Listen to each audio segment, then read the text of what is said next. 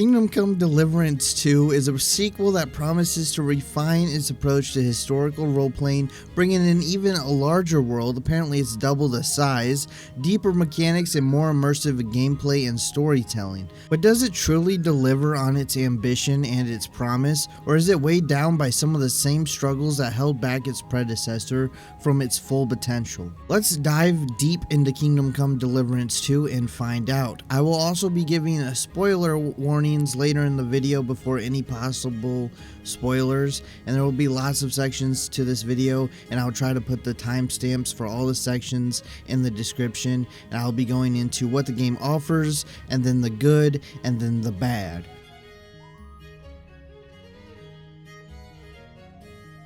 One of the standout features of Kingdom Come Deliverance 2 is its dedication to historical authenticity. This isn't a world full of magic and dragons, it's 15th century Bohemia, a land in the midst of political turmoil. The sequel picks up right where the original left off, continuing the story of Henry, a former blacksmith's son turned squire. But unlike many RPG protagonists, Henry isn't destined for greatness. He has no divine bloodline, no secret powers, just his wits, his sword, and his ability to navigate dangerous web of nobility, war, and survival. It's not an RPG like Skyrim where you can just be the best at everything and you were just born with special powers. The world itself is twice as large as in the first game, and every location feels meticulously crafted. Cities and villages operate on their own schedules, with peasants going about their daily lives, soldiers training in the barracks. People even wake up and change their clothes, eat breakfast, and then wash themselves before starting whatever work they have for the day. Even your actions outside of combat matter. Drink too much, you'll wake up hungover, affecting your stamina. Forget to eat, your energy drains.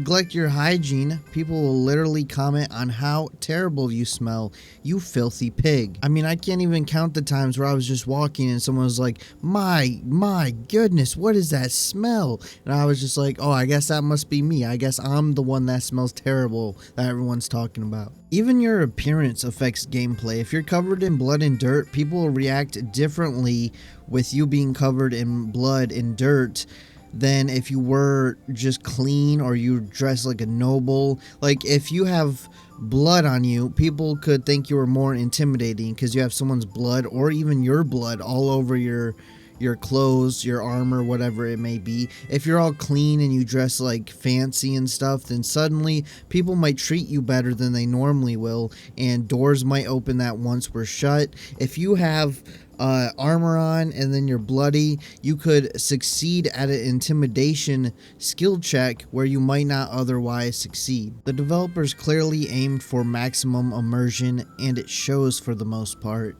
This game also just has a fantastic world design. I don't know if it's world design or environment design, whatever. The woods, the ponds, just nature in this game just looks so good, and it just looks and feels natural. And I'm not even talking directly about the graphics, because the graphics in this game are good, and so the game automatically looks pretty good. But then just the design of everything, it just looks so natural, and the way that it's placed and everything. I don't really know how to describe it, but it's just really well built, the world itself.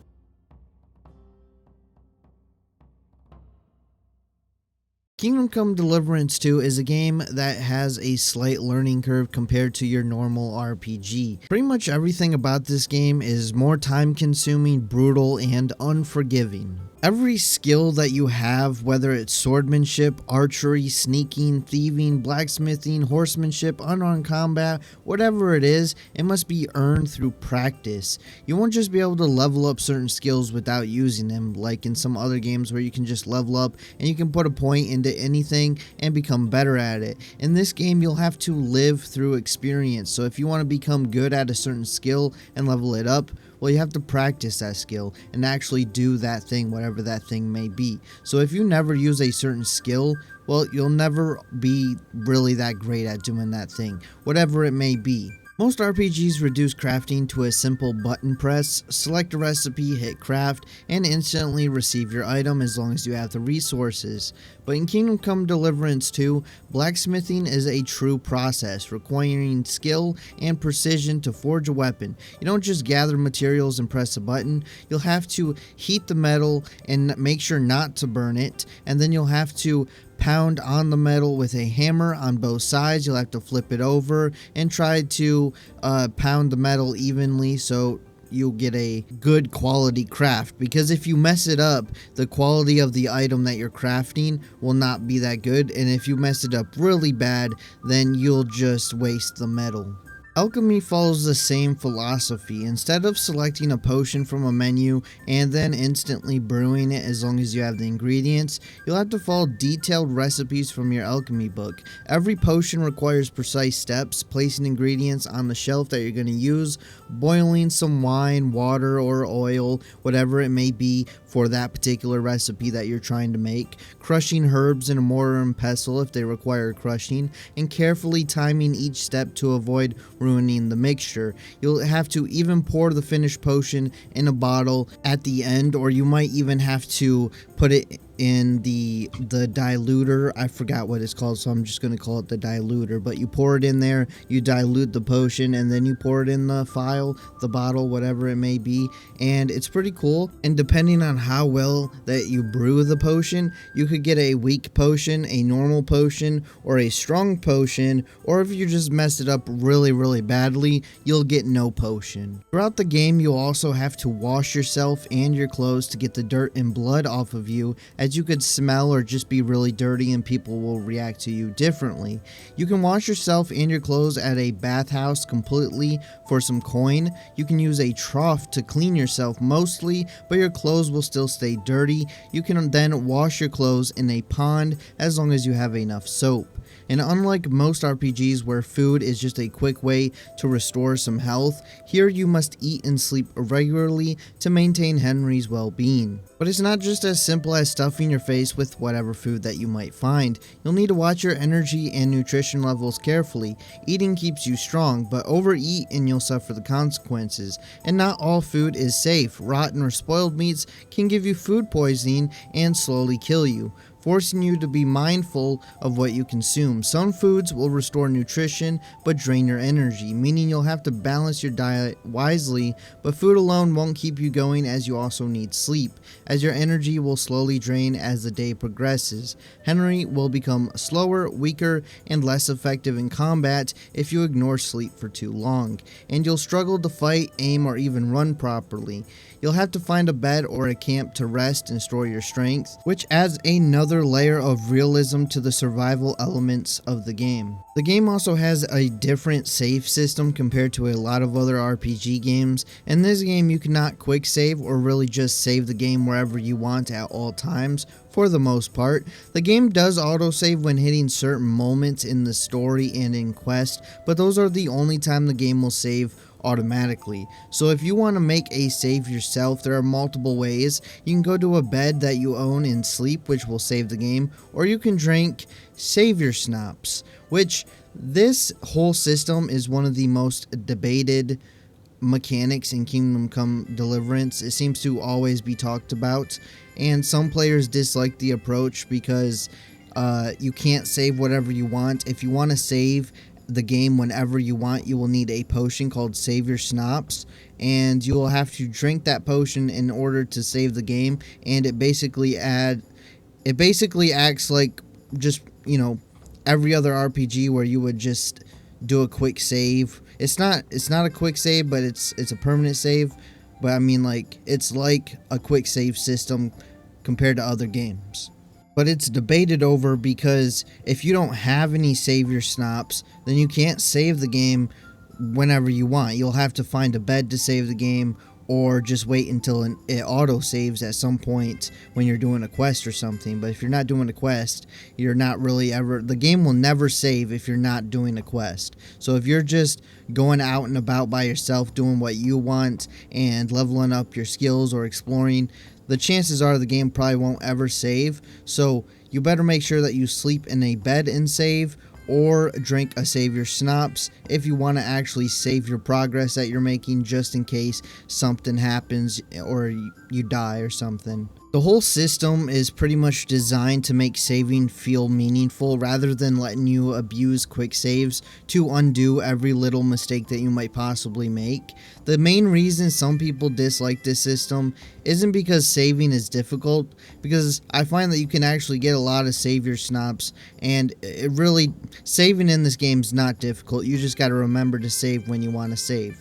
But it prevents people from save scumming, where you can't just quick save before every single decision and reload if things don't go your way. You can't just save every few seconds or every few minutes, and this means that you will have to actually live with your choices, whether it's a failed persuasion attempt, a botched theft, or an unexpected fight, where you'll have to pretty much live with those decisions unless you want to go way back to a previous save and do a lot of stuff over again. It forces you to think carefully and engage with the world in a more organic way, rather than treating every decision like a trial and error puzzle and basically undoing every potential bad decision. Like, if you want to go rob a place, you're gonna have to go rob the place and then hope you succeed. You can't just go in there and then save before you enter the place, go in there, try to steal some stuff, save after you have gotten some loot, and then, you know, continue to loot or do whatever you need to do, and then keep saving every few seconds, like, just to make sure that if something, you somehow messed it up or woke somebody up, that you didn't get in trouble. In this game, you just gotta go and steal that thing. If you get caught, oh well, face the consequences. You know, you'll get better at stealthing. You'll make less mistakes next time. But then again, it's pretty easy to get savior schnapps, so if you really do want to save a lot, then it's not really that difficult. Just go get a bunch of savior schnapps. It may cost you some extra coin that you don't want to spend, but you can get a ton of savior schnapps. Like, later in, about 40 hours in, really, I had like 30 plus savior schnapps. I mean, very easy to get those things, and you can save a lot, so you're really not going to have a trouble saving the game when you want to. It's just remembering to save the game when you need to. That's the issue. The combat system in Kingdom Come Deliverance 2 also remains one of the more unique systems in the game, and one of the most debated aspects of probably the franchise, because there's always people arguing whether or not the combat is just bad or good. And this combat is not about button mashing, it's about precision, patience, and strategy, at least most of the time. Each fight is a dangerous encounter where positioning and stamina management are just as important as your weapon. If you swing wildly, you'll tire quickly and probably miss most of your attacks. If you mistime a block, you'll leave yourself open for a brutal counterattack. This game doesn't make you invincible, and enemies won't hesitate to actually gang up on you and smack you in the face at the same time. Combat is messy, chaotic, and brutal, just as it should be. Armors matter too. Heavier armor can protect you from slashes or even hits, where someone can hit you and you'll take no damage, but you'll be slowed down and it'll make stealth nearly impossible, and you'll just be weighed down. You'll use more stamina as you attack, but if you're wearing a lot of armor, you will be able to tank way more hits than wearing light armor or no armor. Meanwhile, if you wear lighter clothing or light armor, it allows you better mobility, and you'll be quicker and have more stamina, but every attack will be more dangerous, as a well-placed hit with you wearing light armor or almost no armor may be the end of you. And if you get slashed, then you gotta think about your decisions more, because you'll have like 3 options. You'll have to either run away and try to get away from the fight to bandage yourself so you don't bleed out. You'll have to try to defeat everybody before you bleed out, or you'll just bleed out and die. So you have to think about your decisions more, because if you get slashed, if you get cut and you're starting to bleed out, you'll just have to think, is it better to try to run away? Is it better to try and fight all these guys and defeat them before I bleed out? Because you won't be able to open your inventory and just heal your wounds as you're fighting someone. In fact, you can't take any potion or you can't use any bandages or potions, health potions, so you can't spam either one of those things as you're in a fight. So there's no healing, and you can't bandage yourself up if you get hurt during a fight. You'll just have to endure it until the fight is over. And then there's archery, which is perhaps one of the more challenging aspects of combat. You will have no crosshair, no easy aiming, just your skill, and it will have a slight learning curve as you'll have to get used to how the bow shoots and how the crossbow shoots. But once you get a hang of it and you kind of master it, there are few things as satisfying as landing a perfect headshot at a distance with a crossbow. There's also some guns in this game, but they're not really that great. I mean, they're really powerful. If you hit someone with it, they're going to be hurting, but they're really hard to aim, they're expensive, and really they're just not really worth using unless you just want to use it for fun. It's just not the best.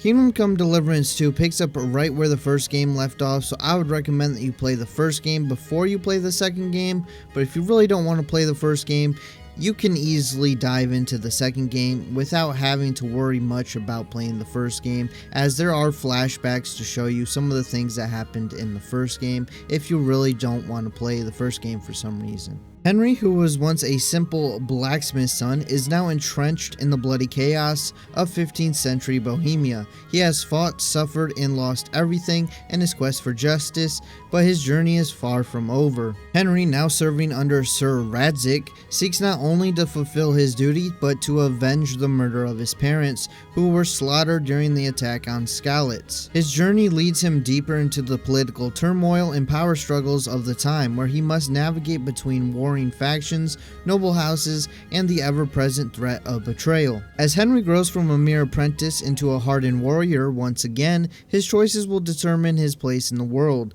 Will he remain loyal to his cause, fight for justice, or take matters into his own hands, with new alliances, conspiracies, and a personal vendetta driving him forward? Kingdom Come Deliverance 2 promises a brutal, immersive medieval narrative where every decision shapes the fate of Bohemia.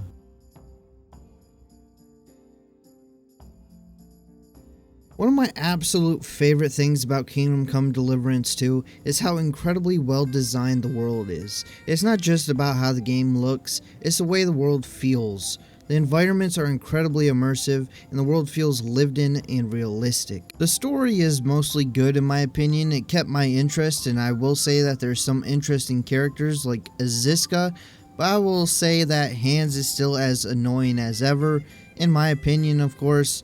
I mean, I really didn't want to talk to him the entire time I was playing the game. Also, all the I would say at least 95% of the characters are very well voice acted, and they really bring life to their character. The game also has a great crime system with consequences if you get caught doing something that you shouldn't be doing, like stealing. There will be punishments. Depending on how many crimes you did or the severity of your crimes, you'll get a worse punishment. If you commit too many crimes and get caught for all of them, the punishment will escalate from a small punishment to a big punishment. If it's a small crime, usually you can just pay a small fee and not have to worry about much, but you could get put in the stocks, whipped with a cane on your back as you're tied to a pole, branded a criminal with a hot iron, or if you were really bad, you could even be hanged. If you do get caught, you could try to persuade, intimidate, or act like a nobleman and tell them, "Do you know who I am?" just to see if they let you get away with it. But if you mess it up too bad, you might have to start running. I also like the combat system. I think it keeps the game a bit more interesting, even if later in the game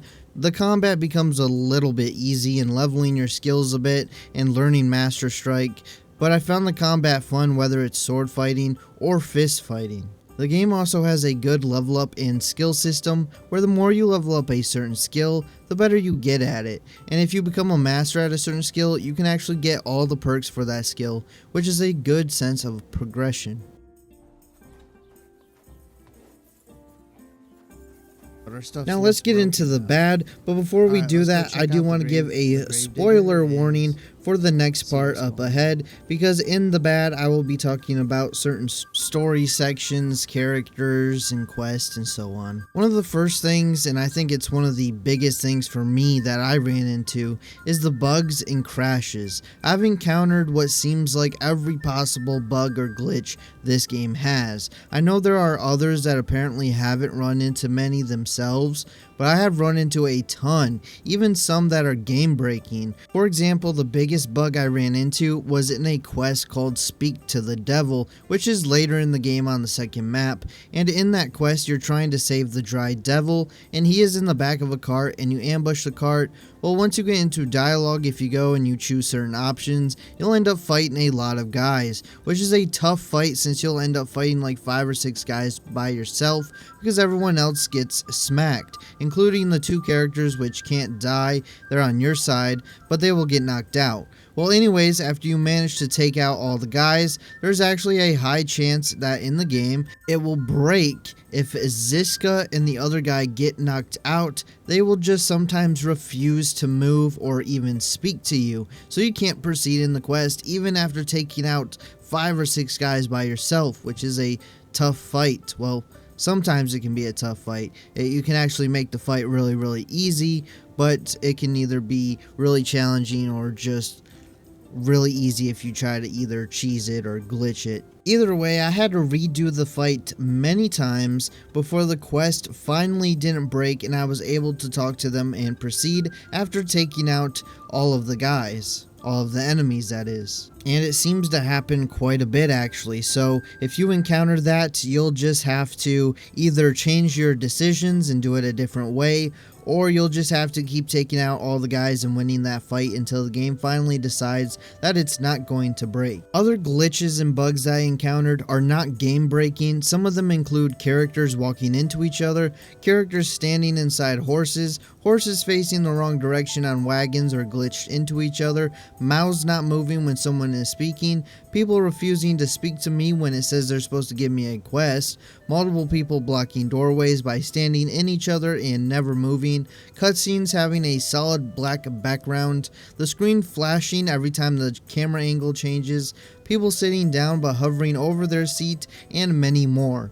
I honestly feel like I ran into every possible bug or glitch in the game. I have some smaller complaints, like when picking flowers it goes to a third person animation and then fades to black back to first person, which is an odd choice considering this game goes for immersion, and the camera change and the fade to black every time you pick up a single flower is jarring and a very strange decision. Like, why would you not just have a first person animation where you reach down and just grab the flower? The game also gives you a lot of dialogue choices in this game, but some of them feel pointless. In fact, some of them kind of are pointless, as some of the options are almost the exact same thing, just maybe worded differently. And the thing is, there really wasn't a choice the whole time with some of these options, because as was talking to Von Burgo, there was 2 options. They were worded differently when you picked them, but if you picked the second option, it was pretty much the same as the first option. It was slightly with a few different words, but it was basically saying the exact same thing. The blacksmithing and alchemy systems are cool, but after a while it gets tiresome to craft potions, and I feel like there should just be an option after you leveled up those skills enough to just auto craft instead, just because after you craft so much, it just becomes repetitive and makes you not want to spend the time to craft the potions or do any blacksmithing. Also, I find it weird that you can craft weapons and horseshoes and then craft potions and stuff, but you can't craft any arrows or armor. I also think the same effort that was put into designing the blacksmithing and the alchemy systems should have got put into cooking, as cooking is just a simple button press. Like drying food, I thought it was going to be where you actually had to put the food on the dry rack and maybe wait a few days for it to dry, but no, it's just a button press, and cooking is just a button press, which just feels weird to have more complex systems like alchemy and blacksmithing, but then cooking is just a button press. Well, pretty much everything else besides alchemy and blacksmithing is a button press. I also think the story at times just doesn't make much sense, and I got two specific examples that didn't make sense to me. The first is that when you are on Von Burgo's side, or at least against the rebellious bandits, you get absolutely smacked, and Von Burgo's men gets easily destroyed multiple times and they have to retreat, but then you get captured and then you end up on the rebellious side. But then as soon as you join them, you get absolutely smacked once again, but instead of getting smacked by the rebellious bandits, this time you get smacked by Von Burgo's side. So it seems like no matter which side you're on, you always are on the losing side. I mean, Von Burgo's men get absolutely wiped out multiple times. The bandits, or whatever you want to call them, use guns and explosive barrels, which is one of the ways that they have an advantage, but for some reason, when you join their side, they just don't seem to have all the guns anymore. I mean, they give you a gun, but then somehow almost no one else on that side seems to use guns anymore, and then they easily apparently get wiped out by Von Burgo's men. And then you get captured once again, which you seem to be captured a lot in this game, but this time by Von Burgo, and it just doesn't make sense to me, because after you manage to escape the castle that you're trapped in through a secret tunnel, but somehow apparently no one knows that you went into that tunnel, and no one knows that you have disappeared yet when you enter the tunnel, but as soon as you exit the tunnel, all of a sudden there's a bunch of soldiers who are in that specific area of the woods that you are at, and they're already spread throughout the woods holding torches and looking for you and your teammates, and they've already captured some people and like tied them up looking for you, but somehow they don't know that you went in that tunnel still, because they never checked the tunnel or even wait at the entrance of the tunnel, but somehow they know that you're in that specific woods in that specific area. And then on top of that, to make the section even worse, you were just tortured before you escaped, so now you have a tortured debuff that lowers all your stats, like strength being one of the big ones. And as you're escaping, if you want all your stuff that you had in your inventory the moment you were captured, then you have to loot it from that chest. But if you take all your stuff back, you'll be carrying too much and become over encumbered and move way slower while you're trying to move through the woods, so it's a slog, and you're trying to stealth through the woods as quickly as possible to not get caught, but you don't want to drop anything to not be over encumbered, because it's all your stuff and you can't store it on your horse's inventory or really anywhere. So that is just a really annoying part of the game that I found, and also is a part of the game that really doesn't make any sense to me. Another thing that is weird is that sometimes you'll shoot someone in the face with a crossbow bolt or an arrow, and it will hit their face and then bounce off and go flying somewhere else. I'm starting to think that this is a feature and not a bug. I get it, it does that when you hit armor, like their helmet or something, and you don't have piercing bolts. That kind of makes sense, but it shouldn't do that if you hit them directly in the face and they have no face plate, no armor. You can see their face, it hits them right in the face, their face gets bloody, but somehow the bolt still manages to hit their face and then shoot into space. And then it should never do that if you have the armor piercing bolts or arrows. And then another minor thing is that sometimes in combat it seems to not respond to your input when blocking or switching weapons, and also sometimes you can get animation blocks or stuns where enemies will just keep hitting you and you can't do a thing about it because you're like stunned or animation blocked. You can't move, you can't do anything, you're just kind of stuck there, and then enemies can just keep hitting you.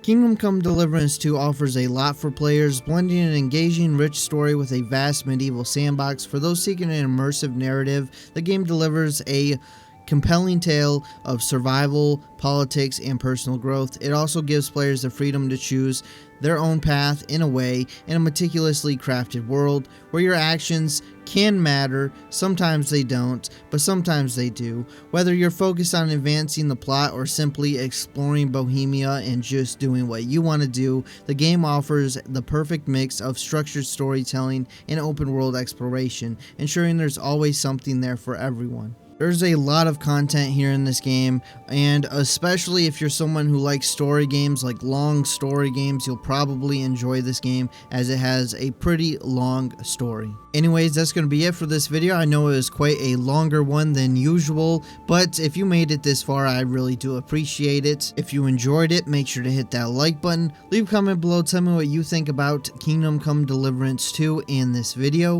And if you haven't already, hit that subscribe button because you want to be subscribed, and I'll see you next time.